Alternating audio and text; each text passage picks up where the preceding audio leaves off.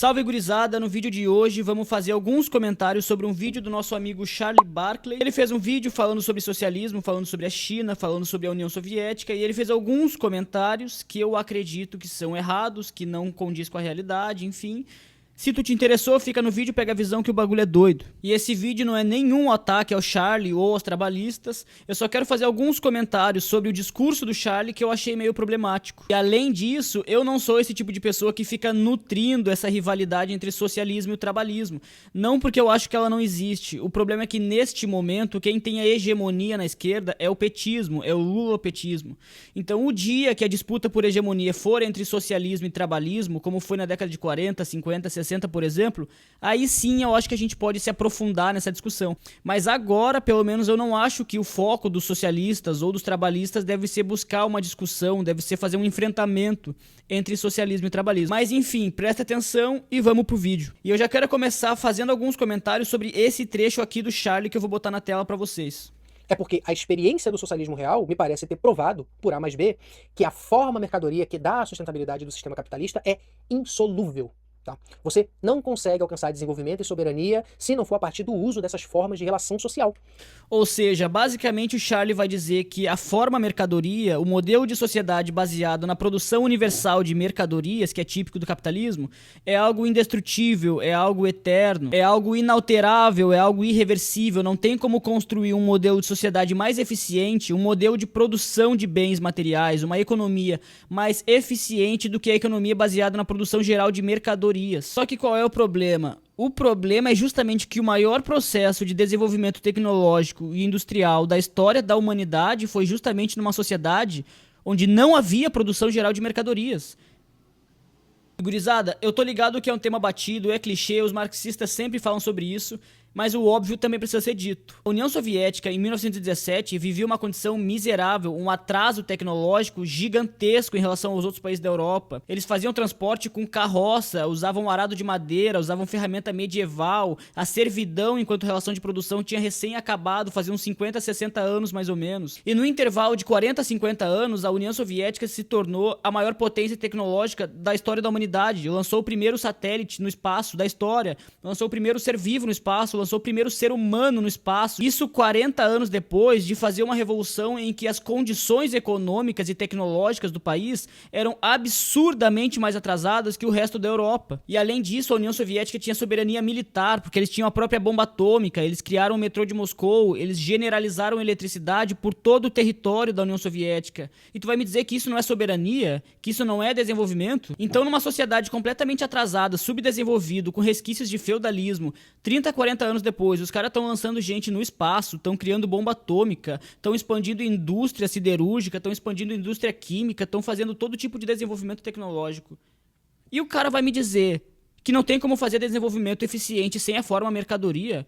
Será que eu tô ficando louco? Então isso precisa ficar muito claro, que entre 1930 até 1985 não existia produção geral de mercadorias na União Soviética, não tinha propriedade privada dos meios de produção, não tinha concorrência, não tinha produzir para vender, lucrar, não tinha exploração da força de trabalho, não tinha nenhum dos elementos de uma sociedade capitalista, nenhum dos elementos de uma sociedade baseada na produção geral de mercadorias. Isso não existia. E ao mesmo tempo, nessa sociedade sem produção de mercadorias, sem concorrência e sem propriedade privada, foi justamente o maior exemplo de desenvolvimento tecnológico, industrial e científico da história da humanidade. E o pior de tudo é que depois ele ainda fala isso daqui, ó, presta atenção. Não à toa, o fim definitivo da Guerra Civil com a vitória incontestável dos revolucionários só foi viabilizado após a instituição da NEP. E depois o que aconteceu? O Stalin acabou com a NEP, decidiu fazer a coletivização forçada de terra e, bum, potencializou um desastre humanitário. A União Soviética até tentou seguir uma lógica que se distanciasse das formas dominantes da produção capitalista no Ocidente, e isso deu o que no final, gente? A experiência simplesmente não conseguiu se sustentar, tá? E a União Soviética ruiu em 91. Aí, claro, você pode justificar o fim da União Soviética por diversos... Ou seja, ele vai dizer que a produção geral de mercadorias é o modelo de distribuição de recursos mais eficiente para uma sociedade, que quando começam os planos quinquenais, quando Stalin toma a liderança na União Soviética, aí a coisa desandou. Foi justamente quando foi implementado o planejamento central, o planejamento centralizado, os planos quinquenais da União Soviética, foi justamente neste período que a produção industrial disparou. É justamente no período em que acabou com a produção de mercadorias, se acabou com a propriedade privada, que a União Soviética deu um salto de produtividade, deu um salto de produção industrial, o produto interno bruto, o crescimento da produção, o crescimento das indústrias na União Soviética deu um salto gigantesco quando acabou a forma mercadoria. Isso que é o mais louco de tudo. E inclusive eu vou mostrar para vocês depois que não só o desenvolvimento aumentou e cresceu quando acabou com a lógica mercadoria, mas quando a lógica da mercadoria voltou no fim da década de 80, aí sim que a União Soviética se desestabilizou. Então, no momento que tinha mercadoria com a NEP, cresceu pouco. Quando veio o planejamento central, cresceu muito. Quando voltou a produção de mercadorias com a perestroika do Gorbachev em 85, aí que a União Soviética voltou a entrar numa crise econômica. Então vocês percebem que é o contrário. É justamente a produção de mercadorias que destrói como a sociedade. E aqui eu vou ler alguns dados do crescimento da União Soviética a partir dos planos quinquenais, a partir do planejamento central. E esses dados eu tirei do livro Socialismo Traído, por trás do colapso da União Soviética. Livro o qual o nosso futuro presidente, secretário-geral do Partido Comunista e vanguarda dos trabalhadores no Brasil, Jones Manuel, fez o prefácio. Inclusive, recomendo muito a leitura desse livro.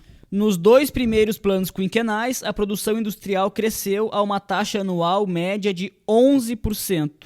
De 1928 até 1940, o setor industrial cresceu de 28% para 45% da economia.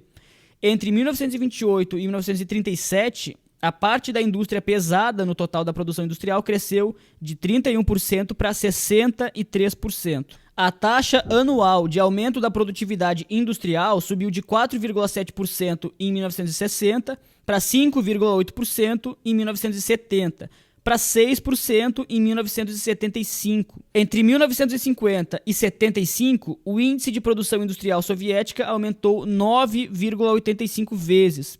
E a produção se tornou 80% do que era a produção nos Estados Unidos. Em meados da década de 80, a União Soviética produzia 20% dos bens industriais no mundo inteiro. E tem um detalhe que eu quero comentar com vocês, que é o seguinte: até o momento em que se iniciou a perestroika, as reformas econômicas do Mikhail Gorbachev, até 1985, que é o período que se iniciam essas reformas pró-mercado, essas reformas que trazem à tona a lógica mercantil, até esse período a produção soviética estava crescendo e nunca parou de crescer. A taxa de crescimento industrial de 1973 até 1985, que é o ano que começa a perestroika do Gorbachev, era de 4,3%, maior, prestem atenção, maior do que a dos Estados Unidos, que era de 2,3%.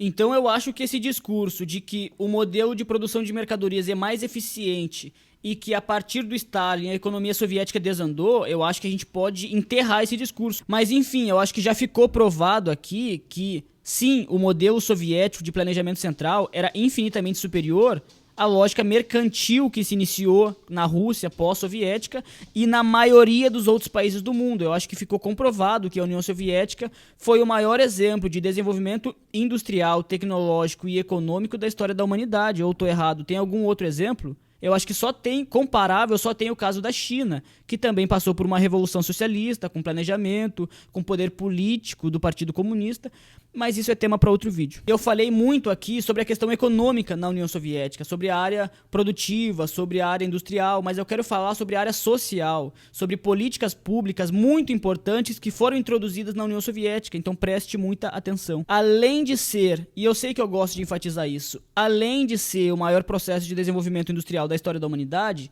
a União Soviética também foi pioneira em várias outras coisas, como, por exemplo, criou o primeiro sistema de saúde público da história. Assim, eu sei que é chato ficar repetindo da história humana, da história da humanidade, mas é o óbvio e o óbvio precisa ser dito. A União Soviética criou o primeiro sistema de saúde público acessível a todo mundo, sem discriminação, todo mundo com acesso à saúde de qualidade, foi na União Soviética. Segundo a Unesco, as pessoas liam mais livros e assistiam mais filmes na União Soviética do que em qualquer outra parte do mundo. Não havia mais incentivo à cultura e ao conhecimento e à ciência do que na União Soviética. Não à toa, 1 a cada 4 cientistas do mundo vivia na União Soviética. Não existia desemprego, não existia criança fora da escola, não existia pessoa dormindo na calçada, não existia pessoa passando frio na rua, não tinha pessoa catando comida do lixo. Era uma sociedade onde todos tinham acesso à moradia, à vestimenta, à comida, as pessoas estavam com abrigo, as pessoas estavam vestidas, elas não estavam passando fome, tinham um emprego de qualidade,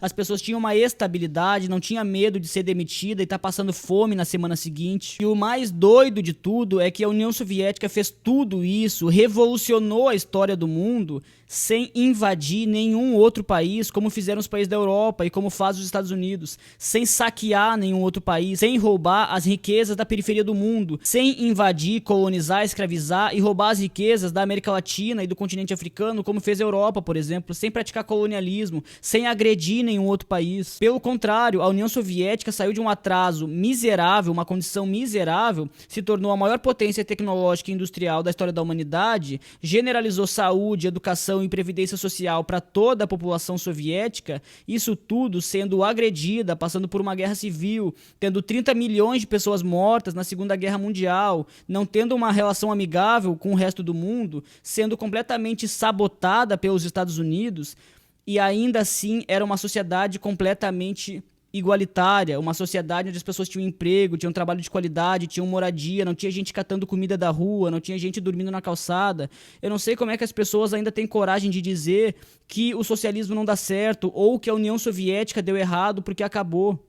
Tá ligado? Não faz sentido, mano. E o pior de tudo, justamente o que desmonta esse discurso do Charlie, é justamente que foi a introdução de uma relação mercantil, foi a introdução de uma economia de mercado na União Soviética, foi justamente esse mecanismo de mercado que passou a destruir o regime soviético, que passou a liquidar, que passou a minar de baixo para cima o Partido Comunista e a sociedade soviética. Então, não apenas a lógica mercadoria não é a mais eficiente, mas é pelo contrário, foi justamente a introdução das relações mercantis que destruiu uma economia que crescia muito, que distribuía riqueza, que gerava uma sociedade em desenvolvimento. A União Soviética caiu, desmoronou justamente quando se introduziram mecanismos de mercado. As taxas de crescimento mais aceleradas, as taxas de desenvolvimento científico mais forte, é justamente no período de 1929 a 1953.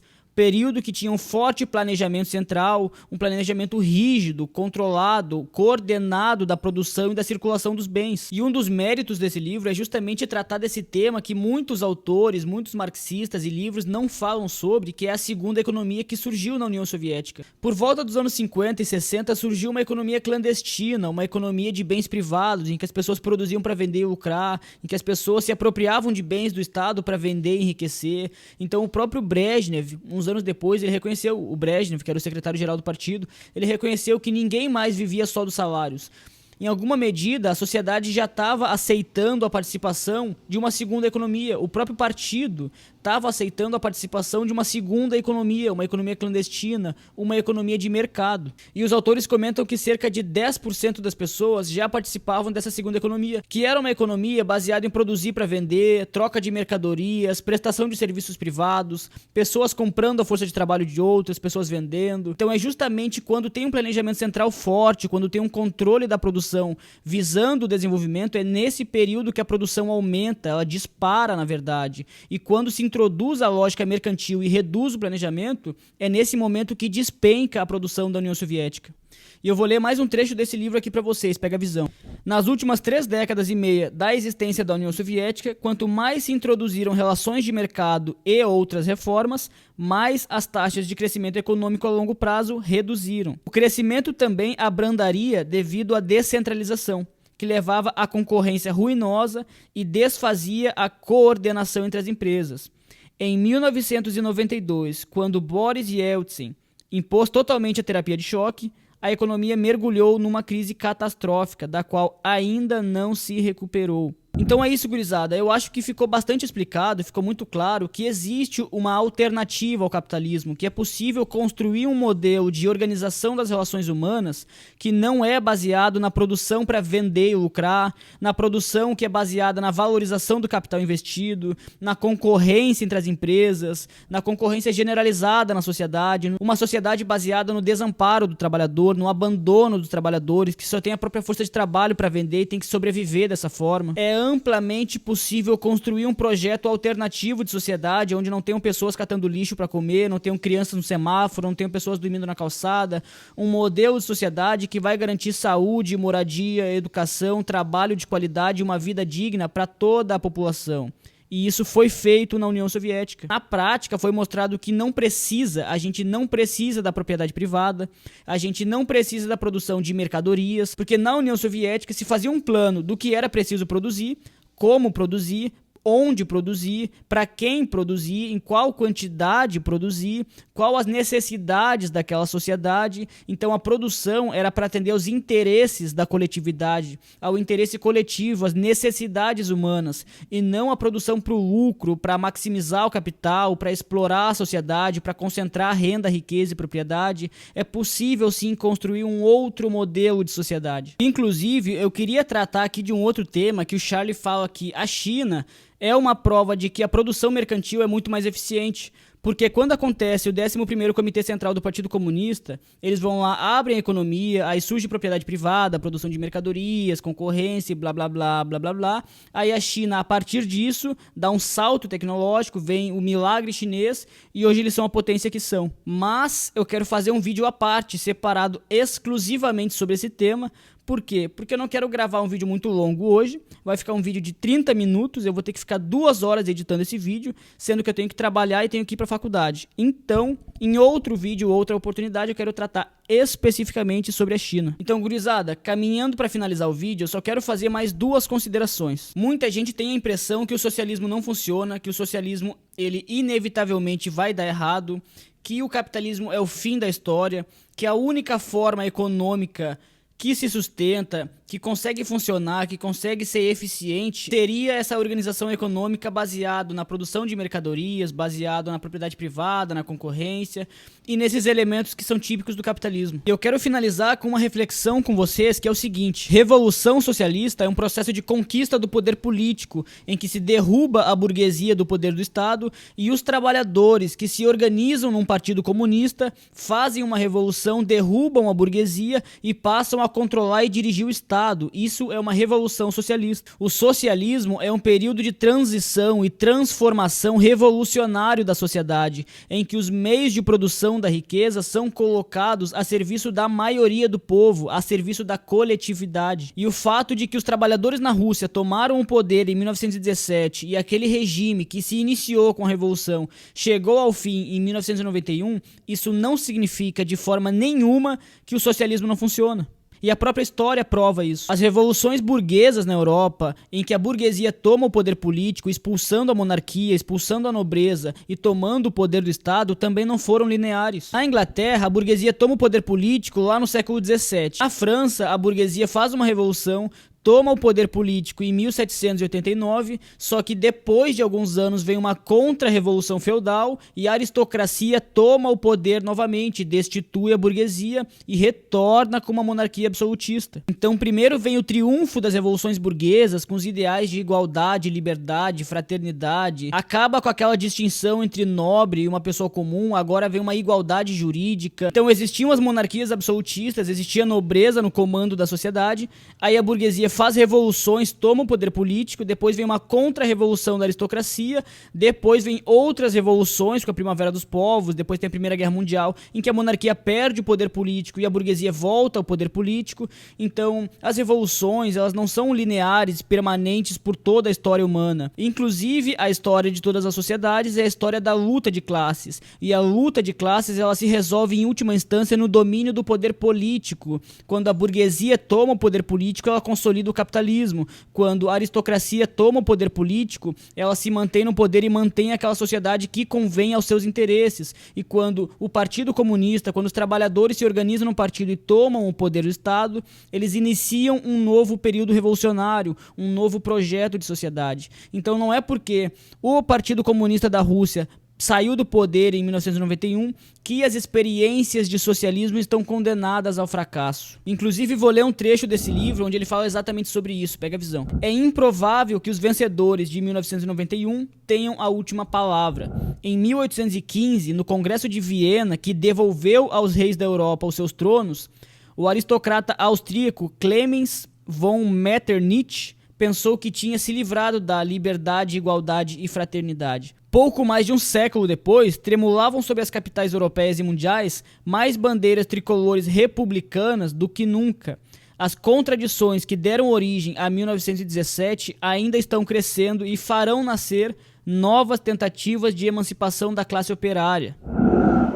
Pegou a visão? Quando vem as revoluções burguesas, depois vem a contra-revolução feudal e a aristocracia retoma o poder político, eles achavam que a monarquia absolutista era algo eterno, para sempre. Essa coisa de um Estado republicano, com divisão de poderes, executivo, legislativo, judiciário, com igualdade jurídica, sufrágio universal, eles acharam que isso era coisa do passado, uma ilusão, uma utopia, e que isso nunca ia acontecer na realidade.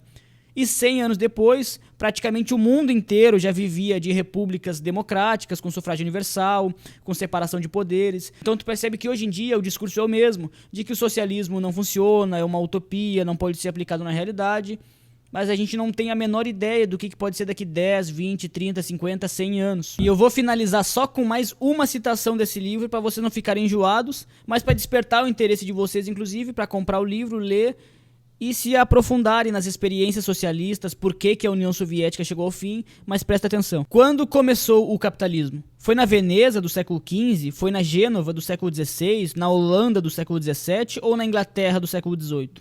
Se foram necessários séculos e séculos para o capitalismo se desenvolver, não será ingênuo esperar que o socialismo saia completamente desenvolvido do ventre da história no nosso século em particular? Além disso, se o capitalismo se desenvolveu de um modo irregular, com períodos de recuo e de avanço, não deveria uma perspectiva histórica nos levar a esperar um longo período de integração complexa entre capitalismo e socialismo em todo o mundo antes de um dar lugar ao outro? Paulada, hein? Mas é isso, gurizada. Eu não queria me aprofundar muito no vídeo, mas eu acho que me aprofundei, já deve ter uns 15, 20 minutos. Eu vou gravar um outro vídeo especificamente sobre a questão da China, da produção mercantil, desse tipo de coisa. Talvez seja o próximo vídeo, talvez não. Mas é isso, gurizada. Se vocês curtiram, já deixa o like aí, curte, comenta, compartilha, me segue no Instagram. Leiam o livro Socialismo Traído por Trás do Colapso da União Soviética e fiquem com Deus porque o bagulho é doido.